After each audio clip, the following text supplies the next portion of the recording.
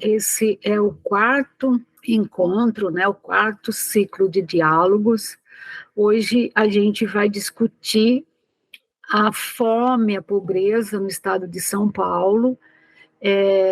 Foram disponibilizados, estão lá no site da Medicins, um compilado do que existe no relatório da Kaizen do estado de São Paulo. Como eu disse já outras vezes, esse relatório é uma versão preliminar, mas ele foi nos disponibilizado, né? Ele não é público ainda. Tenho feito, então, um recorte por tudo que existe daquele eixo, né, no relatório. Vocês vão ver que o relatório ele tem, né, um primeiro, são 2 documentos, um deles é a própria análise que a Kaizen faz, onde ela coloca quais são os programas que atendem aquele eixo, quais são os desafios, o que se pensa nesse eixo, né? Tem bem mais desafio do que programas, do que ações nesse eixo aí, vocês vão ver que comparativamente ao primeiro, né? E depois tem um compilado de todas as metas do eixo 1 e 2, e a avaliação que a Kaizen faz de cumprimento ou não dessas metas. É um pouco difícil de interpretar, porque muitas coisas aparecem assim como repactuar, e não é o caso. Eu deixei tudo no repactuar. Quando houve dúvidas, né? Mas aquelas que eles assumem como tendo feito, aquelas que eles assumem como algo a ser repactuado, mas algumas dessas que estão na lista do repactuado, eles também se colocam como sendo algo que não é da conta daquela secretaria que está avaliando, né? São coisas para a gente depois olhar com mais calma. Hoje, nossa, está chegando bastante gente, isso é bom. Então, hoje a gente tem a fala, né? Ele gostaria muito de estar com a gente, mas ele está viajando. O Zé Raimundo, da Universidade Federal do ABC, vai falar um pouquinho para a gente sobre a fome. Como eu disse, eu já vou pedir para a Adriana colocar já o vídeo, porque ele vai falar meia hora, e daí a gente imediatamente vai para os grupos de debate. Boa noite a todas, a todos. Eu sou José Raimundo, sou professor da Universidade Federal do ABC, onde atuo na licenciatura em Ciências Humanas e no bacharelado de Planejamento Territorial. E vim aqui para conversar com vocês, né, sobre a fome no estado de São Paulo. Queria começar a minha fala fazendo um agradecimento em nome da Vera, mas um agradecimento também, uma forma de parabenizar vocês pela organização desse ciclo de diálogos. Infelizmente, os vários compromissos da universidade me impedem me pediram de participar dos outros momentos, mas tenho ouvido da Vera da riqueza destes encontros e sei da importância que um ciclo de diálogos desse tem na nossa formação cotidiana para uma militância e para uma luta mesmo para a garantia do direito à alimentação, e a gente sabe que no Brasil e no estado de São Paulo a gente está muito distante disso. Eu fico muito feliz com esse convite, é uma honra estar aqui participando. Além de ser professor na Federal do ABC, eu coordeno de forma bastante horizontal um grupo de trabalho na Associação dos Geógrafos Brasileiros sobre a questão alimentar, e pela Associação dos Geógrafos eu sou representante no Conselho Municipal de Segurança Alimentar e Nutricional, apesar de que nos últimos meses tenho tido alguma dificuldade em exercer esse meu lugar de representante da AGB no Comusan, mas guardo com muito carinho também a relação com os demais representantes do Comusan. Bom, dito isso, fui convidado a fazer uma fala com vocês, para fazer uma fala para vocês introdutória, né, acerca da questão da fome. Eu vou participar de um evento fora de São Paulo a partir da semana que vem, então por isso não pude estar presente ao vivo e estou fazendo essa gravação na terça-feira, dia 16 de maio, imagino que um dia antes do encontro de vocês. Antes de falar propriamente do tema da fome, eu vou apresentar um pouquinho da minha trajetória, porque isso ajuda a entender como que eu chego neste tema e por que eu abordo o tema da maneira como eu abordo, né? Então, eu fiz Geografia na Universidade de São Paulo, a minha graduação foi feita nesta universidade, no Departamento de Geografia, e naquele momento me interessei pela obra do Josué de Castro, que muitos de vocês devem conhecer, né, autor da Geografia da Fome e de outros tantos trabalhos imprescindíveis para a gente entender a fome no nosso país. E a partir dessa iniciação científica e desse trabalho de conclusão de curso sobre o movimento da obra desse autor, decidi me enveredar pela geografia urbana e estudar a fome na metrópole de São Paulo, na cidade de São Paulo. Isso aconteceu, né, a minha entrada nesta temática, no momento em que a gente vivia uma transformação no país, com o início, né, do programa Fome Zero, lá em 2003, e isso trouxe muita luz para a temática da fome, para as políticas de segurança alimentar. Então, era um tema que, naquele momento, estava bastante em voga, mas de uma forma um pouco diferente da nossa, porque, naquele momento, o combate à fome aparecia como até uma espécie de novidade na história do nosso país, né? A gente sabe que é um país marcado pela fome, mas em que as políticas de segurança alimentar, ou para não cometer aqui um anacronismo, as políticas alimentares foram muito descontinuadas, né, no nosso país. A gente não tem um histórico de continuidade dessas políticas. A descontinuidade mais recente, a gente sabe, veio a partir do golpe de 2016.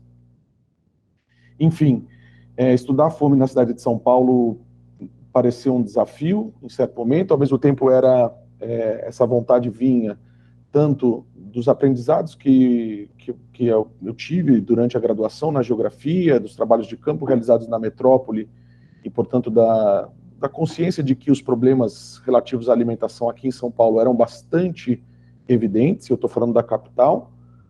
Também tive contato com relatos de fome no interior, né, do estado, nos trabalhos de geografia agrária. A gente também, em contato com acampados e assentados, teve a oportunidade de estar frente a frente com esse fenômeno. Mas olhar para a fome na cidade de São Paulo era uma forma de continuar algo que o Josué de Castro sempre chamou a atenção, que era o fato de que a gente precisa olhar com bastante sensibilidade para a fome que está perto da gente, né? Há uma tentativa de representação da fome sempre como algo distante, longínquo, que está em outro território. No caso do Brasil, a tentativa de colocar a fome como algo restrito ao sertão do Nordeste, isso historicamente foi muito feito, o que até gera uma estigmatização das pessoas desse lugar, ou a nível mundial, associar a fome apenas com a África ou com a Ásia, o que, novamente, por um lado é falso e, por outro, contribui com a estigmatização desses povos que são racializados, né, como se eles fossem povos apenas famintos e não tivessem outras características. Então, olhar para a fome em São Paulo era uma forma de se contrapor a isso. Tive a oportunidade de conversar com muitas donas de casa, com mulheres responsáveis pela manutenção das reservas alimentares nos seus domicílios, em domicílios que passavam pela privação de alimentos, e isso me informou muito sobre a dureza deste fenômeno que é a fome. Depois da pós-graduação, ingressei na universidade. Eu também atuei como professor da rede de ensino básico na cidade, na rede particular, mas ingressei na universidade, fiquei 2 anos como professor visitante na Unifesp, no Centro de Pesquisas e Práticas em Nutrição e Alimentação Coletiva, um trabalho interdisciplinar com alguns nutricionistas que me ajudou bastante a avançar nos estudos dessa temática, e onde eu pude produzir o Atlas das Situações Alimentares no Brasil, que eu acho que pode ser um material de referência para quem quiser se aprofundar nessa temática. E, por fim, agora na UFABC, mais recentemente, tive a oportunidade de fazer o levantamento de uma situação alimentar numa escola em Heliópolis, e um levantamento que trouxe resultados bastante duros, né, mais da metade das famílias do ensino fundamental desta escola relatando situações de fome, e aí a gente pode imaginar o que é o cotidiano escolar de uma comunidade que tem essa característica. E mais recentemente pude acompanhar também o trabalho que a Secretaria de Segurança Alimentar de Diadema realiza naquele município, por meio de diversos programas, o que eu confesso foi um sopro de esperança com relação às possibilidades que a gente identifica de superação da fome. Na verdade, eu não diria nem de superação, porque, como eu vou tentar mostrar para vocês, a fome, eu entendo a fome como um fenômeno estrutural, e que, se a fome é estrutural, a gente precisaria de mudanças estruturais para superá-la, mudanças que não estão, infelizmente, no nosso horizonte, mas isso não significa que a gente não tenha nada a fazer e que não haja uma agenda que a gente possa construir coletivamente para, em primeiro lugar, né, ou não em primeiro lugar como mais importante, mas para, ao mesmo tempo, dar visibilidade à existência da fome, algo que é continuamente invisibilizado e há uma negação cotidiana da existência desse fenômeno, algo que eu pude presenciar na própria escola em Heliópolis, né, ao apresentar os dados para os professores, não sei se pela dificuldade em lidar com essa realidade, ou se por outras questões, alguns dos professores entravam mesmo em estado de negação com relação a essa realidade. E, por outro lado, identificar recursos e estratégias que possam minimizar a fome nos nossos territórios, mesmo que não no sentido de superá-la, porque isso está para além, mas a gente aprende muito com essas ações, mesmo que pontuais. Bom, fiz essa trajetória porque isso vai me ajudar a falar sobre como eu entendo a fome, né? E acho que esse é um ponto importante para vocês que vão debater a fome no estado de São Paulo e se debruçar sobre este fenômeno. A ciência gosta de se apresentar como neutra e objetiva, mas a gente sabe que a ciência é também um campo enorme de disputas. Então há uma disputa muito grande em torno da própria definição do que é fome e das formas de medir esse fenômeno. Essas disputas, elas não são unicamente teóricas, elas trazem consigo uma visão de mundo, elas trazem consigo posicionamentos políticos, né, posicionamentos ideológicos. Então, no caso, para mim, o Josué de Castro foi uma referência muito importante, porque lá na Geografia da Fome, ele faz questão de alertar que muito mais grave do que a fome total, que leva à inanição, que leva as pessoas a morrerem de fome, era a fome parcial ou oculta com a qual milhões e milhões de pessoas já nos anos 30, 40 no Brasil conviviam diariamente. Então, o Josué de Castro estava chamando atenção para o fato de que a fome não pode ser reduzida a seu estágio mais grave e intenso, que é aquele em que as pessoas já estão mais magras e podem a falecer especificamente pela falta de alimentos. Há um conjunto muito maior de pessoas que sofrem cotidianamente com a fome sem chegar nesse estágio, e a gente não pode invisibilizar esta fome. Para o Josué, a fome, e ele tem uma formação como médico antes de ser geógrafo, né? A fome era um fenômeno nutricional. Ele definia as fomes parciais a partir das deficiências em vitaminas, né, em alguns nutrientes que levavam a doenças específicas, e a fome total como uma fome de calorias, né, de energia propriamente dita. Claro que essas fomes elas podem caminhar juntamente, né, numa alimentação desequilibrada e insuficiente. Uma outra contribuição que ajuda a gente a entender a fome, que dialoga com Josué, mas do meu ponto de vista alarga ainda mais esse conceito, foi a conceituação desenvolvida por duas pesquisadoras americanas, no início dos anos 80 até o início dos anos 90, uma pesquisa mais longa.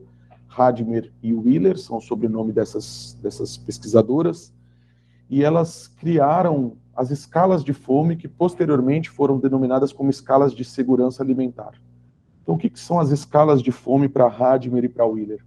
Essas pesquisadoras, ao invés de partir de uma definição nutricional ou clínica de fome, médica de fome, né, que usaria parâmetros da medicina, parâmetros biológicos para dizer o que é fome, elas fizeram um caminho inverso e perguntaram para mulheres que viviam em lares que passavam pela privação de alimentos o que essas mulheres entendiam como fome. E a partir daí elas conseguiram, em pesquisas paralelas, né, com metodologias um pouco diferentes, mas que dialogam bastante, explicitar quais são as experiências de fome que ocorrem nos domicílios e tendem a se repetir numa certa ordem. Então elas perceberam que a fome nos domicílios costuma ser precedida por um momento de grande preocupação, ansiedade, medo de que os alimentos faltem. Depois deste momento de grande ansiedade e medo, vem a questão qualitativa, então a diminuição da variedade dos alimentos, a diminuição da qualidade dos alimentos adquiridos. Depois, um momento que a própria quantidade de alimentos passa a ser insuficiente, passa a ser racionada de outra forma. Então, por não ter dinheiro, as pessoas passam a diminuir o tamanho das suas refeições, em alguns casos passam a pular refeições e até ficar dias inteiros sem se alimentar. Elas deram um nome para, como esses estágios se sucedem, elas fizeram questionários que captavam cada uma dessas experiências e deram o nome destes questionários e da escala que adivinha deles de escalas de fome. Não vou entrar aqui em grandes debates sobre o problema de chamar essas escalas de insegurança alimentar, mas eu acho que cabe dizer que essa é uma forma de alguma forma, recorrer a um eufemismo para definir aquilo que está sendo medido pelas escalas. Então, eu vou agora apresentar um conjunto de dados que são obtidos por meio da escala brasileira de insegurança alimentar, mas que a gente poderia chamar de escala brasileira de fome. Então, aqui eu fiz um recorte da escala brasileira de insegurança alimentar com 8 perguntas, que é a que a Rede Pensão utilizou para produzir os dados em 2021, 2022, que são os dados mais recentes sobre a fome no país. Se a gente olhar as 3 primeiras perguntas, na verdade, eu vou até pular a segunda porque ela é um pouco mais grave, mas se a gente olhar as perguntas, a gente vai ver que há um gradativo aumento, assim, a intensidade das experiências vai aumentando, né? Então, a primeira pergunta seria se as pessoas tiveram preocupação que os alimentos acabassem. A terceira pergunta, se elas ficaram sem dinheiro para ter uma alimentação saudável e variada. A quarta pergunta, se elas comeram apenas alguns poucos tipos de alimentos porque o dinheiro acabou. Esses 3 tipos de perguntas, elas não estão falando ainda da quantidade de alimentos, e se um domicílio responde essas 3 perguntas afirmativamente, ele é classificado como em insegurança alimentar leve, o que eu prefiro chamar de risco de fome. A quinta pergunta já começa a colocar a questão do quantitativo, né? Se deixou de fazer alguma refeição porque não tinha dinheiro. A sexta pergunta, se comeu menos do que achou que deveria porque não tinha dinheiro. Agora a gente pode colocar a segunda pergunta, se os alimentos acabaram antes que os domicílios tivessem mais dinheiro para comprar mais comida. A sétima pergunta, se sentiu fome, mas não comeu. E a oitava pergunta, se fez apenas uma refeição por dia ou ficou um dia inteiro sem comer. Eu gosto de ler essas perguntas porque, por vezes, a gente é apresentado esses dados de uma forma mais fria e não entende o que está por trás destes números. Então, quando eu apresentar agora os dados sobre risco de fome e fome, a gente tem que ter em mente que as pessoas estão respondendo afirmativamente a perguntas como essas, né? Sentir fome, mas não comeu, comer menos do que achou que devia, deixar pular a refeição, fazer apenas uma refeição ao dia ou ficar um dia inteiro sem comer. Então, aplicando esta escala, tanto o IBGE como a Rede Pensão produziram dados que nos permitem ver a dinâmica, a evolução do fenômeno da fome, do risco de fome no país, e permite ver algumas características marcantes dos domicílios que estão nessas situações. Então, quando a gente olha para a evolução da fome, do risco de fome no Brasil, deixa eu só fazer um parênteses aqui. No Brasil, tanto o IBGE como a Rede Pensão utilizam apenas a insegurança alimentar grave como indicativo de existência de fome no domicílio. Essa é uma adaptação da escala americana de insegurança alimentar, e lá nos Estados Unidos, a princípio, tanto os domicílios em insegurança alimentar moderada e grave eram considerados como domicílios onde havia situação de fome. Como as perguntas que remetem a situações de insegurança alimentar moderada já tratam de deixar de fazer refeição, de comer menos do que achou que devia, eu prefiro entender a fome em 2 estágios. Tanto a fome na insegurança alimentar moderada, como a fome na insegurança alimentar grave. Tem uma diferença de intensidade, mas eu dou o mesmo nome para as duas. Por isso, vocês vão perceber que a forma como eu leio os dados da Rede Pensão é um pouco diferente da forma como eles apresentam normalmente. Então, o que a gente tem aqui, em termos de evolução da fome no Brasil, são duas tendências claramente distintas, né? De 2004 a 2013, uma diminuição do fenômeno da fome, de 21,5% para 10,3% da população brasileira com fome. Então, a fome não havia acabado, apesar da gente ter saído do mapa da fome, isso não significa que não havia mais fome no país. O mapa da fome que a ONU produz é feito com uma medida bastante restritiva de fome, é quem comeu menos de 1.800 calorias por dia durante um ano inteiro, e a própria ONU reconhece que esse é um dado que mede a desnutrição crônica, portanto, um estágio avançado de fome. O que aconteceu no Brasil em 2014 é que esse estágio mais avançado de fome não afetava mais do que 5% da população. Mas a gente tinha lá em 2013 10% com fome, ou em situação de fome, e 12,6% em risco de fome, o que era menos do que em 2004, no início, né, do programa Fome Zero, mas ainda assim era bastante grande. Em que pese a gente não ter acabado com a fome, a situação piora a partir de 2013 e 2014. A gente sabe que isso tem a ver com a crise política e econômica do nosso país, e a próxima medição feita pelo IBGE em 2018 já aponta um crescimento expressivo da fome para 15,9%. E aí os dois últimos dados, que foram ambos produzidos pela Rede Pensan, explicitam como a fome explodiu, né? Foi um verdadeiro massacre da população nesse sentido, né? Porque em 2020, com o auxílio emergencial mais alto, no momento em que foi medido a fome, no final de 2020, já 20% da população, uma em cada cinco pessoas no Brasil estava em situação de fome, e 34% em risco de fome, ou seja, sofrendo a angústia, o desespero, o medo de não saber se vai ter o que comer até o fim do mês, situação que se agrava ainda mais em 2022, quando os dados vão para 30%, um terço da população brasileira em situação de insegurança alimentar moderada e grave, e 28% em risco de fome. E isso indica para a gente que a fome no nosso país não é um fenômeno transitório, atípico, pontual, é um fenômeno estrutural. Se a gente quiser acabar, se o sentido da nossa atuação é a superação da fome, a gente tem que saber que aquilo que foi feito entre 2004 e 2013 foi importante, mas não foi suficiente. A gente precisa de ações bastante mais reestruturantes do que aquelas que foram colocadas em prática. Está aí o tamanho do nosso desafio, dado que o ponto de partida agora é muito pior do que aquele em 2004.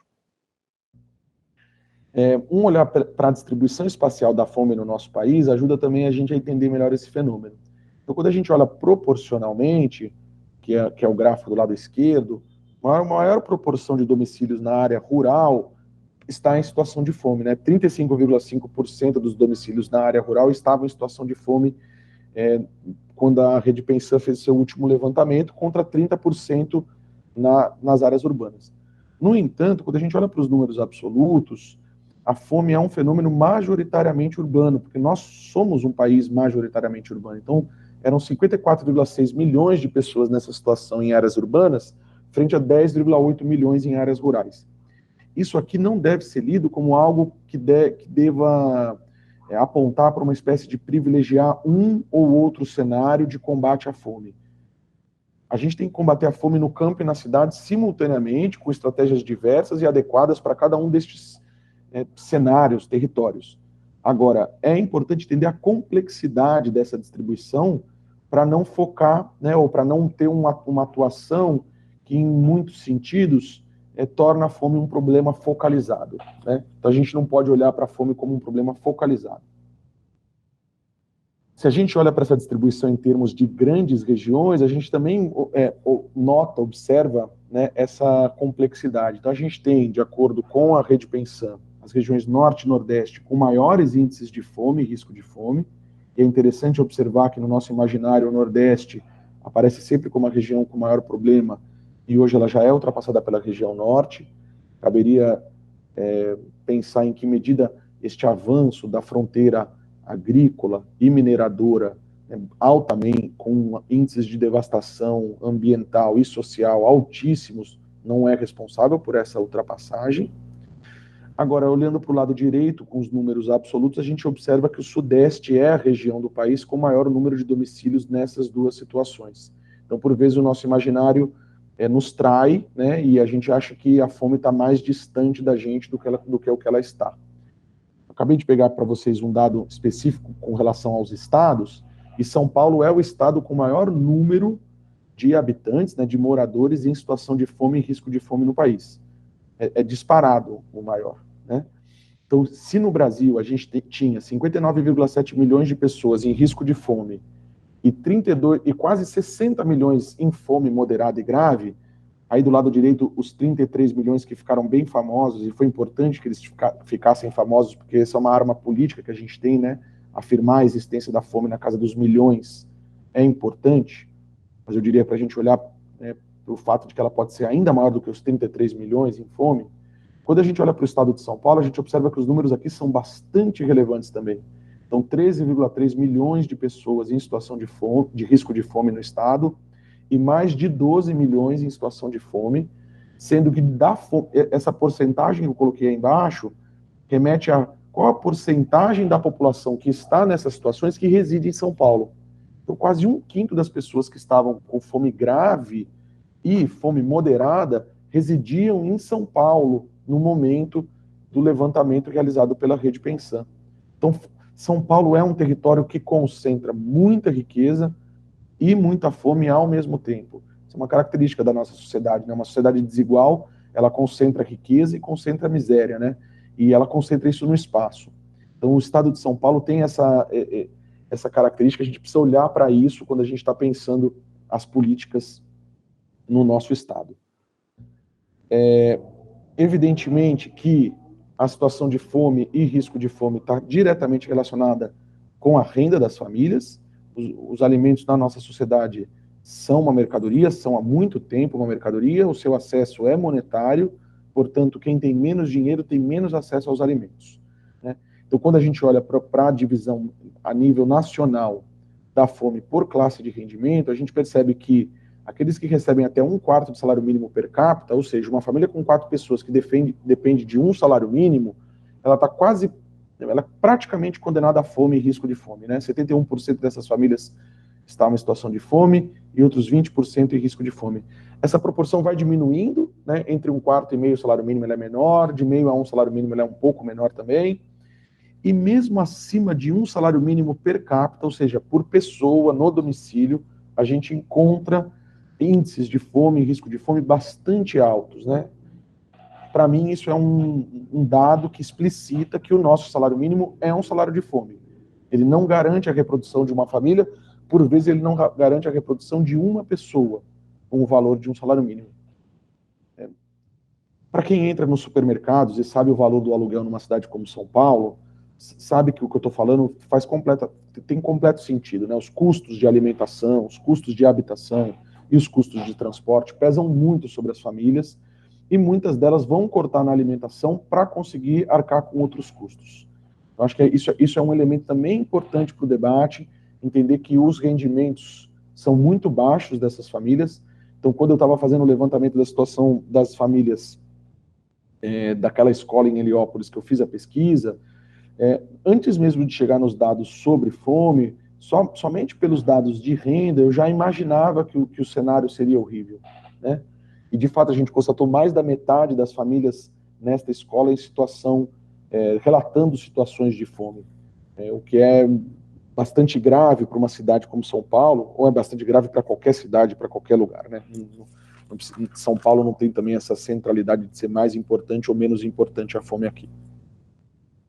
Por fim, como somos uma sociedade completamente atravessada pelas questões raciais e de gênero, e essas questões determinam a inserção das pessoas no seu mercado de trabalho, e a gente sabe que pessoas pretas e pardas, assim como mulheres, recebem menos pelos mesmos trabalhos, ao mesmo tempo enfrentam maiores índices de informalidade no mercado de trabalho, de subemprego, uma série de fatores que faz com que essas pessoas tenham rendimentos menores, e por conta disso também a situação de fome e risco de fome é desigual quando a gente compara em termos de raça e em termos de gênero, né? Famílias chefiadas por pessoas pretas ou pardas têm uma proporção de fome muito superior às das famílias brancas, 35,8 contra 20,9, e famílias chefiadas por mulheres, 36,7 frente a 25,1 naquelas chefiadas por homens.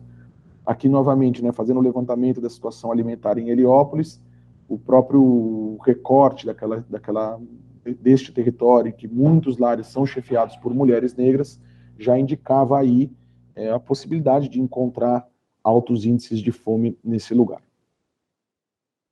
Eu acho que falei bastante, até estava pensando em ser um pouco mais rápido.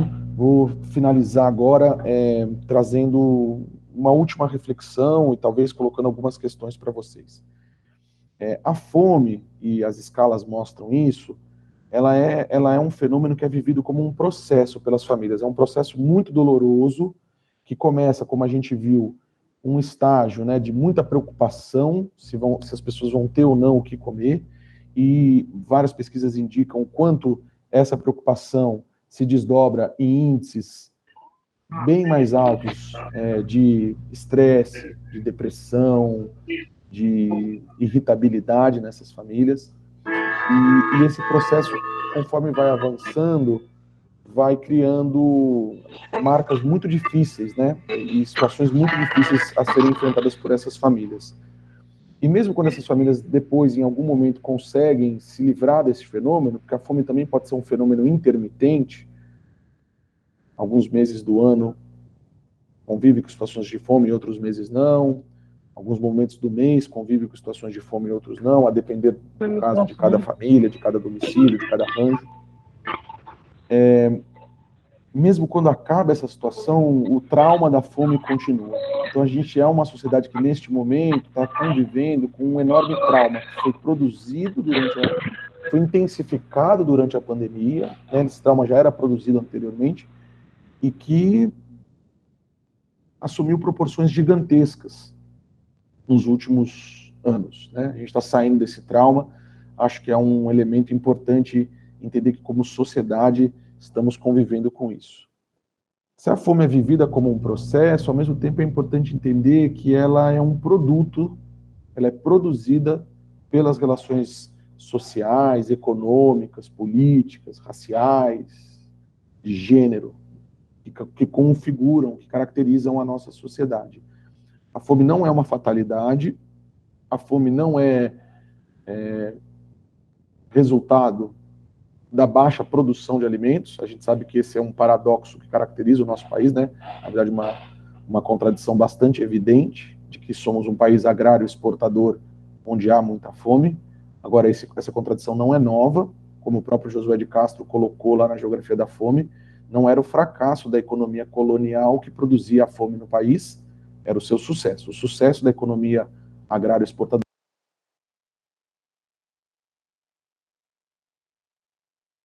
produz a fome no Brasil desde o início do processo de colonização.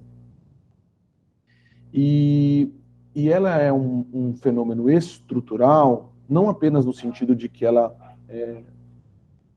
está presente em muitos e muitos domicílios no país, mas no sentido de que ela estrutura também as nossas relações sociais e econômicas. Em que sentido, né?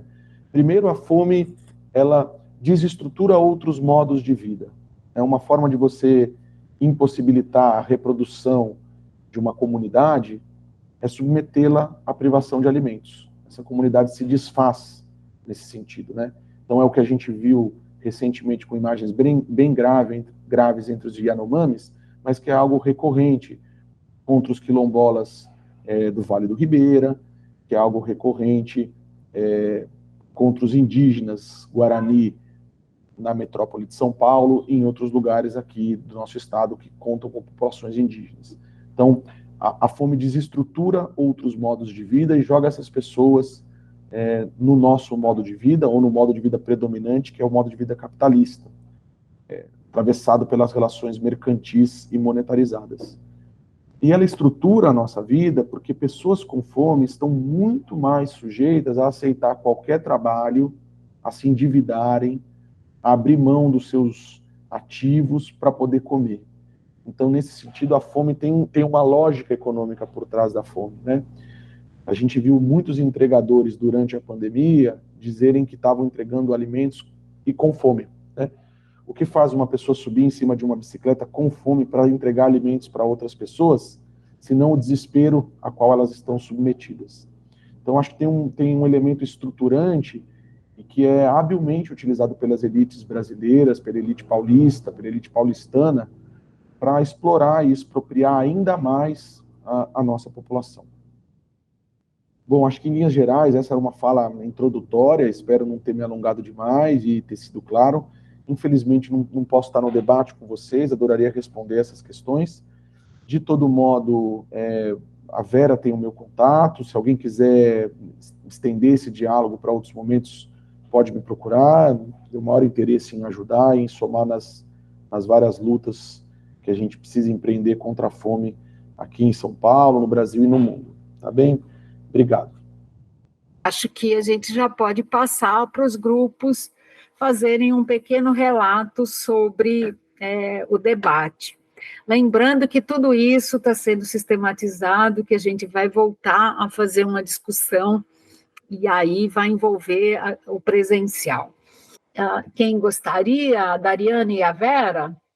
Pode ser, a gente é o grupo 2, mas a gente fez uma retomada aqui ao final. A gente, em alguns momentos, acabou discutindo as duas questões de forma articulada, né, porque acaba sendo difícil, né, não acontecer isso. E a gente estava com, no começo, 11 pessoas no grupo, e aí algumas pessoas foram caindo, mas a gente teve aqui, né, a participação da Marilza, de Americana, da Lucy de Marília, da Gislene de Registro, do José Domingos de Itapetininga, da Ariane, né, que é de Registro também, e minha aqui de São Paulo. Então, o que a gente foi observando em relação à questão dos entraves, né, para a garantia do acesso.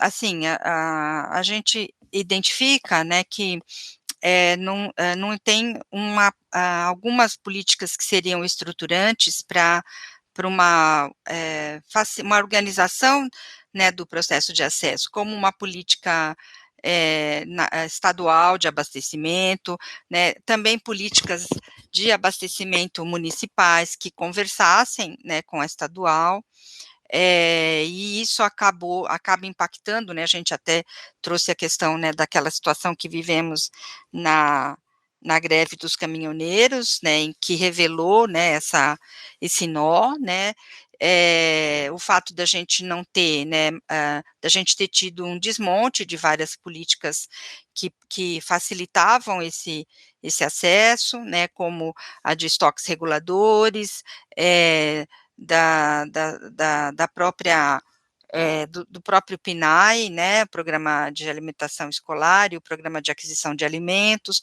né, que foram, assim, totalmente, o PNAE ainda foi né, uma tentativa ao longo do processo da pandemia de garantir, né, o acesso às crianças e adolescentes à alimentação, né, mas que foi preciso uma interferência dos ministérios públicos para essa garantia, né, e a gente também discutiu, então, o que vem acontecendo no caso do PNAE, né, que é um processo de terceirização, né, que acaba tirando, né, do de grande parte de crianças e adolescentes a possibilidade do acesso aos alimentos da agricultura familiar e, por outro lado, impacta, né, nessa política tão importante para uma organização de uma outra forma, né, de produção, reduzindo bastante a possibilidade de participação dos agricultores nesses programas. Então, eu trouxe aqui a realidade de São Paulo, onde a gente tinha 2.000 pontos de entrega, né, de produtos que vinham lá do Vale do Ribeira, principalmente a banana, para 200 pontos, né, com esse processo da terceirização. Outra questão que a gente trouxe também foi né, no que diz respeito aos entraves, essa falta de articulação entre os vários programas e políticas, né, a inexistência mesmo de uma política agrícola que fortaleça a agricultura familiar, né, e que tenha que mantenha esse processo, né, de atenção, né, gente, estou cansada, então eu acabo falando de assistência técnica rural, de acesso à transição agroecológica, de acesso a fomento para tecnologia, para acesso de tecnologias adequadas para a agricultura familiar, né? Então, isso impacta na produção. Se a gente não tem produção, né, a gente também não tem acesso aos alimentos, né? Então, foi colocado algumas experiências exitosas, né, principalmente na cidade americana, que identificou essa questão e que, por meio de um conselho forte, né, e atuante, vem buscando implicar, né, os gestores das várias secretarias na construção de uma política pública que seja, né, que contemple mesmo a construção de sistemas alimentares circulares, que pensem desde a produção, inclusive da agricultura urbana, que é uma característica da cidade, né, com fomento adequado, com né, essa articulação para distribuição em vários outros programas, da questão da sucessão. Então, eles têm um projeto específico para a sucessão, né, dentro dessa política para agricultura familiar e urbana. E aí também, né, a pensar na dificuldade dessa articulação dos vários programas, o Bom Prato, Cozinha Alimento, né, que na verdade se constituem em ações, né, programas que eles são programas de governo muitas vezes e não de ações estruturantes, né, de garantia de acesso, né, e que podem se perder, né, porque eles não conversam com outras políticas, né. Acho que também a gente discutiu a questão do acesso à alimentação para os estudantes do nível superior nas universidades públicas, que tem sido, né, que tem tido uma questão bem séria, principalmente a gente escutou aí o relato da Lucy, lá na Unesp de Marília, né, isso também vinculado um pouco ao processo de terceirização do restaurante universitário, a importância, né, de ter uma Kaizen que esteja comprometida com a implantação, né, das políticas públicas, que mais, gente? Acho que era isso. Tem mais alguma questão aqui que a gente não colocou? Acho que sim, Vera, acho que você conseguiu contemplar tudo aí. A gente conversou também, né, sobre os programas, né, como o CAD Único e outros, né, que a gente percebe que não estão incluindo todas as famílias em situação de vulnerabilidade, né, e que, né, poderiam contribuir para a definição de algumas políticas, e por outro lado, né, também, assim, se a gente, na hora da gente pensar nas políticas, se a gente vai focar só na questão da vulnerabilidade, quando a gente pensa na questão do acesso, né, um pouco isso, tá? Tá bom, Vera, obrigada. Eu faço parte da Comissão de Segurança Alimentar da Unesp e, na verdade, a Unesp tem mais de 40% de alunos na permanência estudantil que depende de auxílio para se manter na universidade. E esse ano a comissão conseguiu aumentar o investimento em alimentação, mas tem campus da Unesp que não tem nem restaurante. A Unesp é muito heterogênea e ela não está conseguindo atender nenhuma das unidades a contento.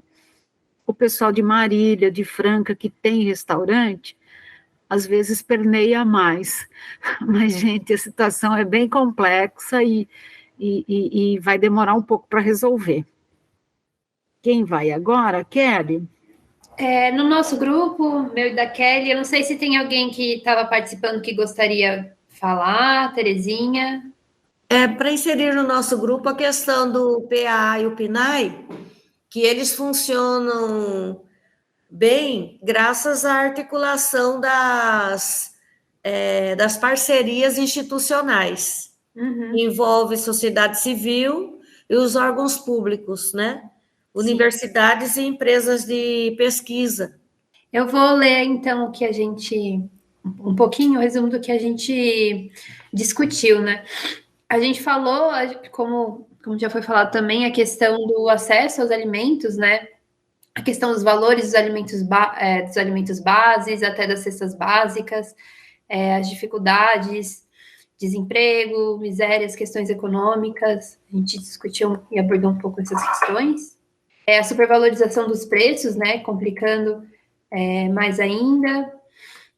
O fator da gestão municipal como importante, né? Foi colocado também exemplos de regiões em que o CISAM e o CAISAM não estavam existindo por questões de entraves jurídicos pela gestão, mas que tinha uma ação, né, do Conselho Municipal bem atuante. Então, a gente também conversou um pouco quais são essas limitações do Conselho mediante a gestão pública, né, como uma problemática.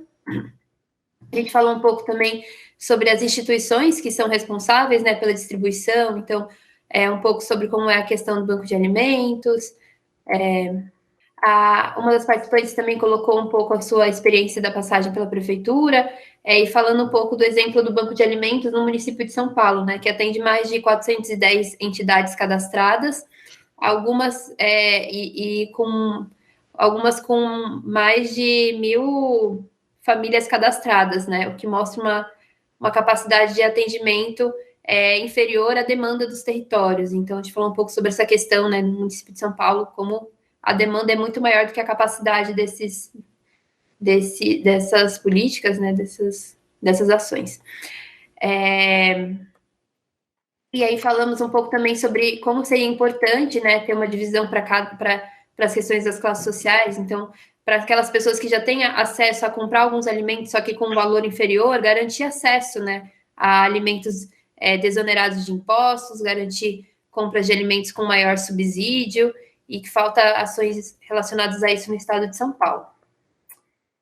A gente falou também exemplo de algumas políticas que aconteciam e que realmente quando as políticas elas não têm o apoio, né, elas acabam sendo mais do setor privado ou de instituições privadas locais, isso pode se perder, né? Então é importante realmente a gestão estar atuando. A gente falou um pouco sobre os arranjos institucionais, a importância das parcerias para garantir a segurança alimentar e nutricional. As ONGs, as associações religiosas, órgãos públicos, universidades, empresas, empresas de pesquisa e essas atuações que podem ser em rede para auxiliar.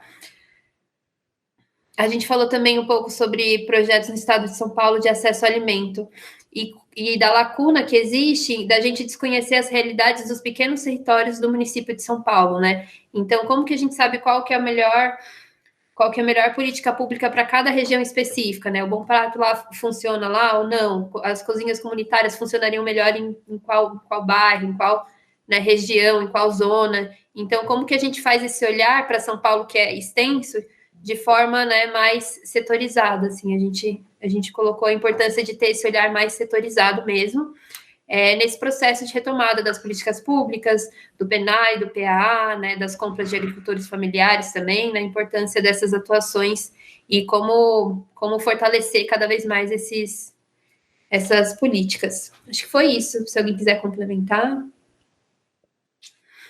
Eu quero. Não podemos esquecer que esse documento é de 2020 a 2023, né? Nesse período de pandemia, não é isso? Que envolve isso? Sim, Terezinha, a avaliação que está sendo feita é de um plano que praticamente não foi... não foi implementado, né? São ações setoriais que aconteceram, mas não houve o funcionamento da CAISAM. A CAISAM só retomou no ano passado, né? E eles estão avaliando o que foi feito nesse período que deveria o plano ter sido executado entre 2019 e 2023, tá? Não vamos esquecer, no período pandêmico, que o mercado institucional, PAA e PNAE, foi prejudicado, porque o governo federal simplesmente cortou a alimentação orgânica das crianças, né? Trocando por kits até de bis, fazendo convênio, bis, chocolate, fazendo convênio com multinacionais como a Nestlé e outras. Então, as crianças, ao invés de receberem legumes e frutas e folhosas, receberam um kit de bolachas, de chocolate. Não sei se no município de vocês aconteceu isso, mas aqui em São Carlos aconteceu. Foi bem traumático. E foi um trabalho muito grande que o Concean realizou. Foi muito desgastante para nós essa situação. E eu, como atuo no Santa Helena, no assentamento que é um PDS de produção orgânica, aí os agricultores tiveram excedente de produção. Todo um excedente jogado para os animais. Entende? É uma situação caótica que a gente vivenciou nesse período. E período de conflitos mesmo. Com certeza. Vamos lá, então, a gente vai retomar todos esses temas. Vamos, então, ao grupo da Rosana e da Vivian? A Vivian vai fazer o relato. A Vivian. Eu vou fazer? Tá bom, vamos lá. Você me ajuda aqui complementando, tá bom, Rô? Bom, a gente entende assim que a frase mais emblemática assim para esse grupo, né, da fala, vou primeiro falar quem estava, né? Então a Rosana, que é da região, né, de Franca, a Ana Lúcia de Restinga, a Adriana é Botucatu, né? A Cristiane, Campinas, CR Campinas, a Gabriela, da região de Sorocaba, o Gabriel, Franca, né, Gabriel? Que você atua mais, né? Eu atuava em Franca, agora estou em São Paulo, mas sou do Fórum. Sim, eu lembrava da tua residência em São Paulo, mas a tua atuação lá no Fórum. A Clara, Rio Claro, a Maria Paula, a cidade de São Paulo, e eu em Piracaia.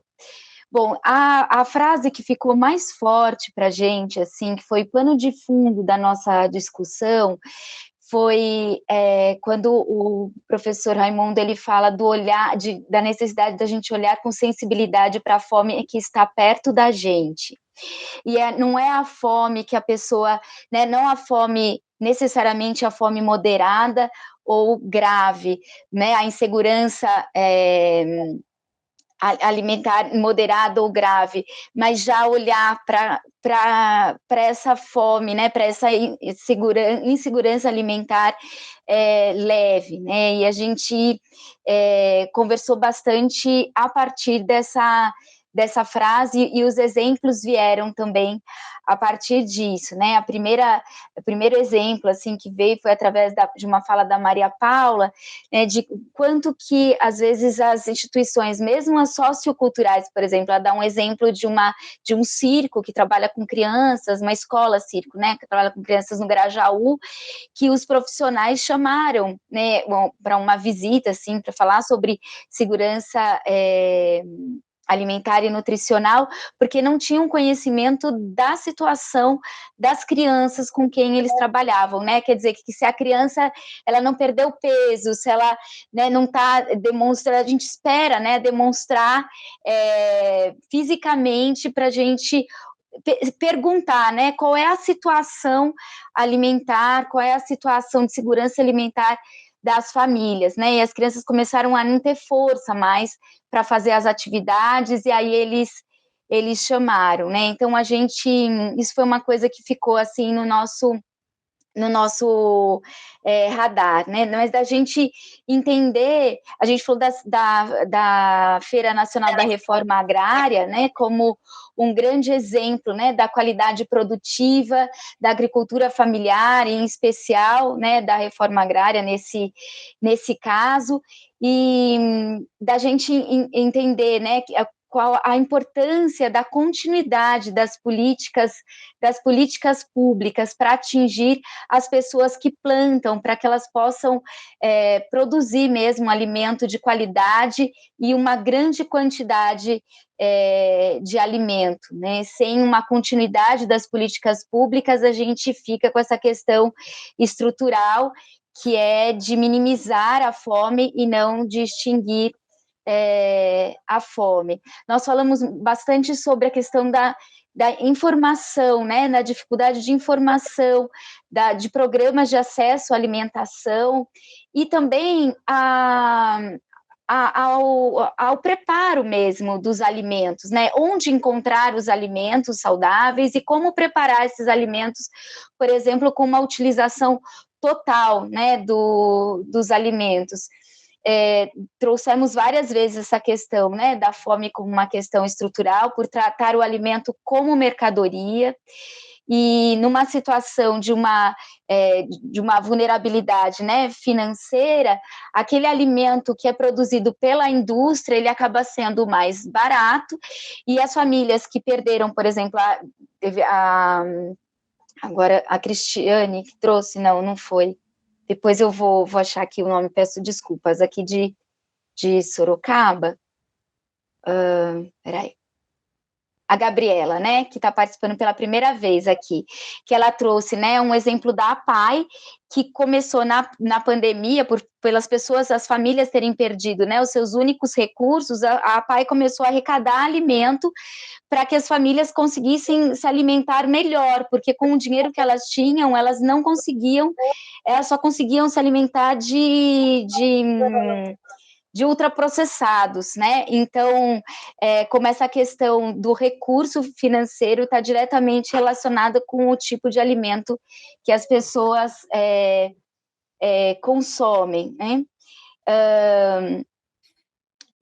A gente falou da dificuldade, né, de escoamento e da qualidade de produtos, né, de preços de produtos orgânicos também.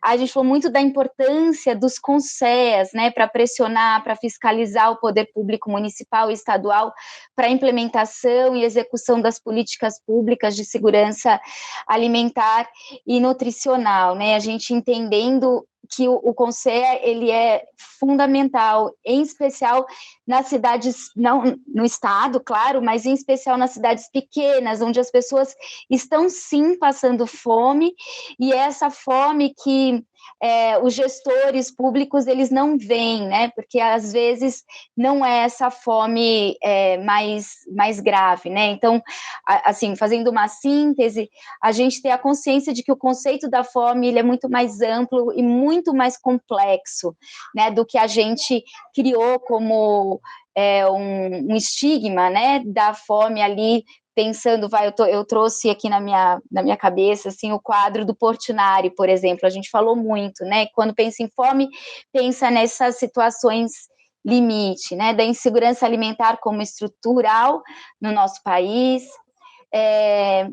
então, de novo, a importância dos CONSEAs, falamos do CONSEA estadual, né, a dificuldade que nós temos nesse momento de conversar com o âmbito federal, a importância, né, da gente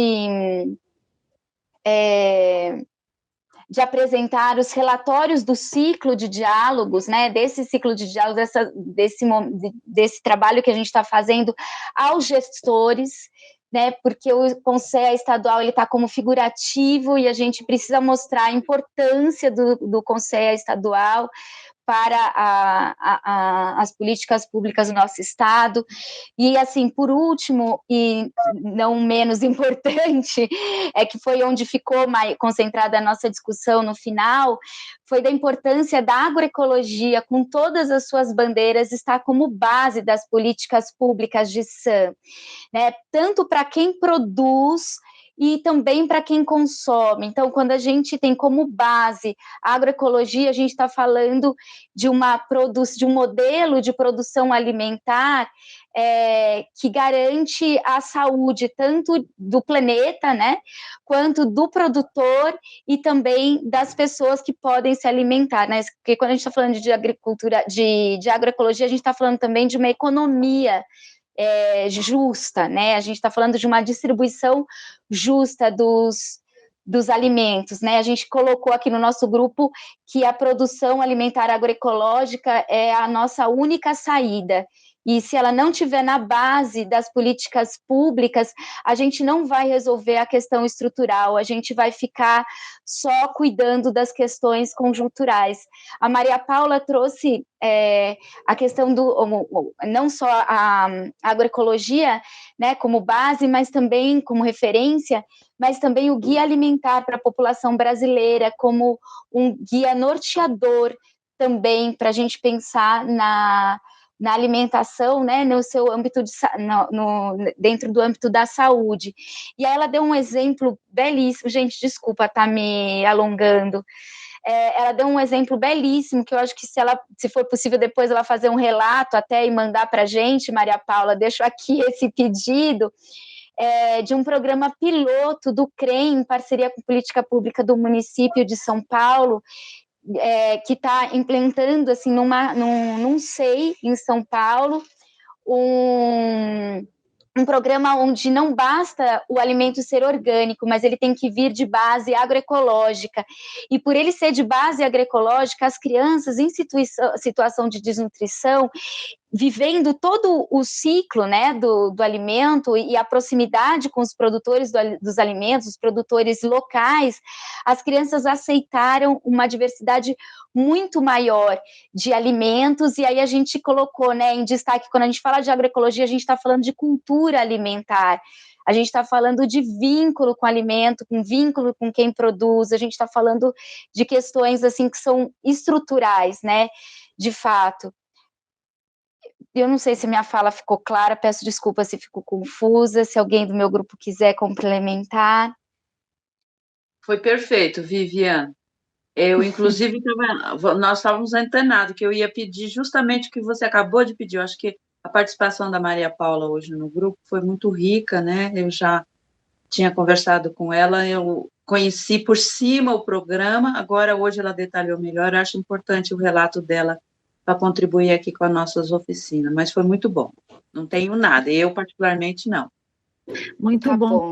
Quando a Vivian fala, né, o gestor só conhece a fome na carne, né, nem isso conhece, porque o Sisvan não cobre todo mundo, então a gente não sabe quem são as crianças desnutridas, as crianças que não cresceram, as crianças que têm a fome para mostrar na carne.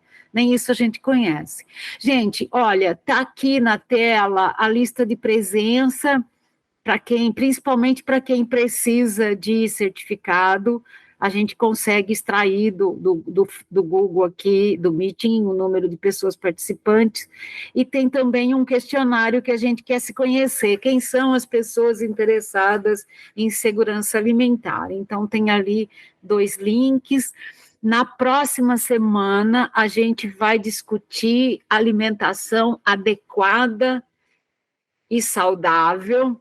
A nossa convidada será a Geórgia, da Aliança pela Alimentação Adequada e Saudável. Então, acho que o debate da próxima semana também será muito interessante, né, se vocês conseguirem divulgar para mais pessoas. Depois, a síntese disso, a gente vai tentar conversar mais com o plano, né, com esse plano que está sob avaliação, com o que acontece no estado de São Paulo, com os números que o estado de São Paulo está mostrando, para a gente ter uma síntese mais elaborada, né, e aí a gente volta a conversar. Tá bom, então quem não está no chat, a lista de presença e um formulário para quem não participou das outras reuniões, se puderem, para a gente entender quem é a nossa rede, né?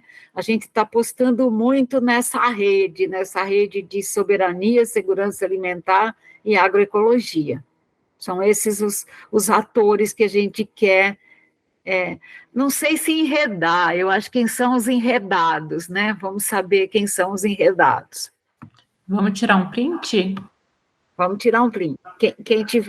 Quem puder mostrar o rosto, é bom. Terezinha Netinha, tá boa? Boa noite a todos aí. Até semana que vem. Até a semana que vem. Minha gente, obrigada, muito obrigada pela companhia. Tchau, tchau. Obrigada, Maria Paula.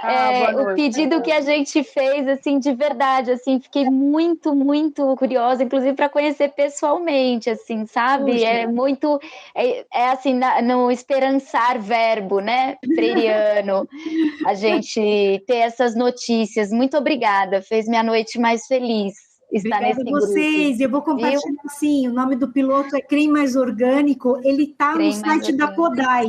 Se vocês entrarem no site da Secretaria da Educação do município de São Paulo, na Escola Mais Orgânica, tem lá um link direto para o projeto, mas eu posso enviar aqui também a descrição, ele já foi publicado no Laboratório de Inovação da OPAS, eu tenho aqui a descrição do piloto aqui para passar para vocês.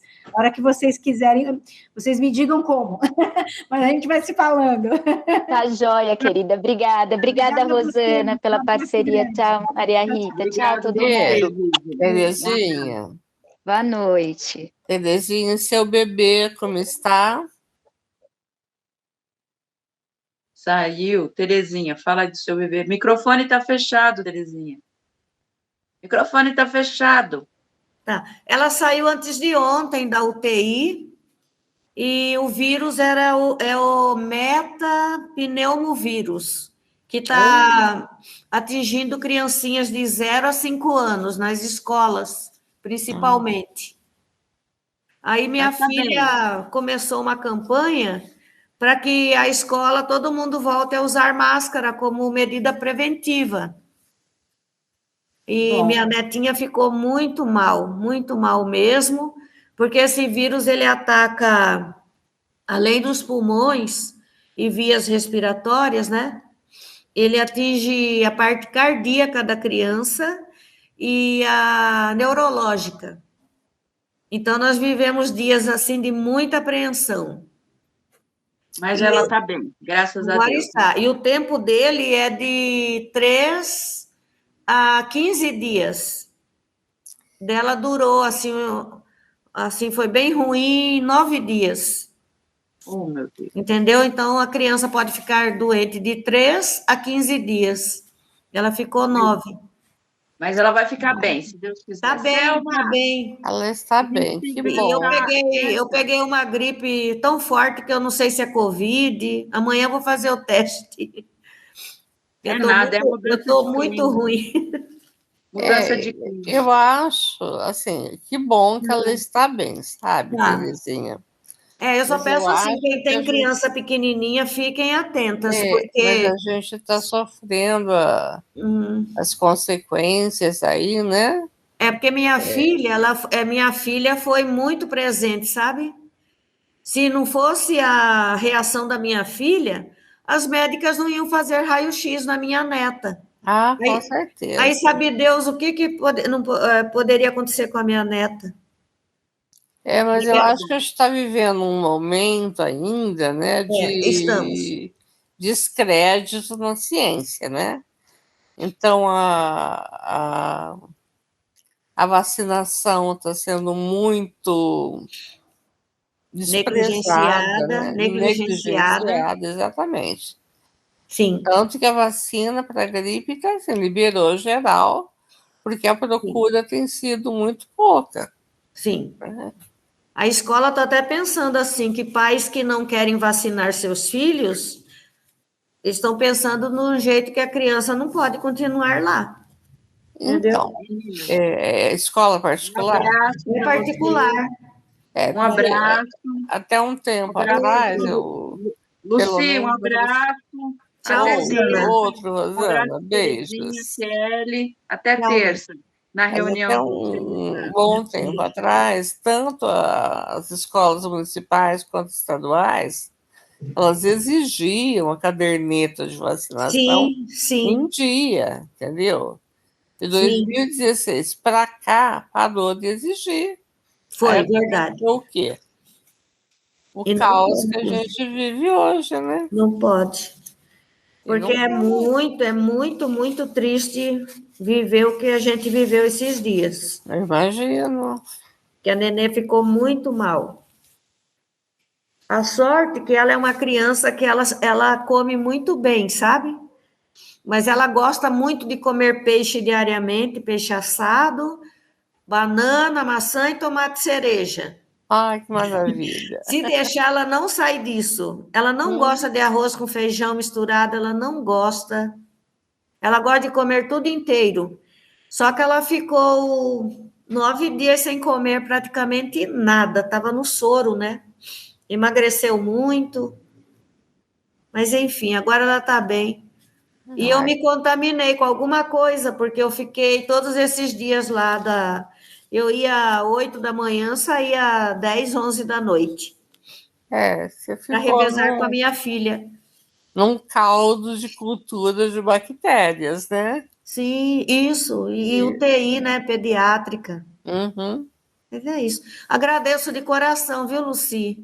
Imagina, Tereza. Um beijo para você, querida. Fica com pra Deus. Você também, meu bem, para você, para sua netinha, para sua muito filha, obrigada. tá bom? Fica com Deus. Beijão, Obrigada. boa Um noite beijo. também. Boa noite.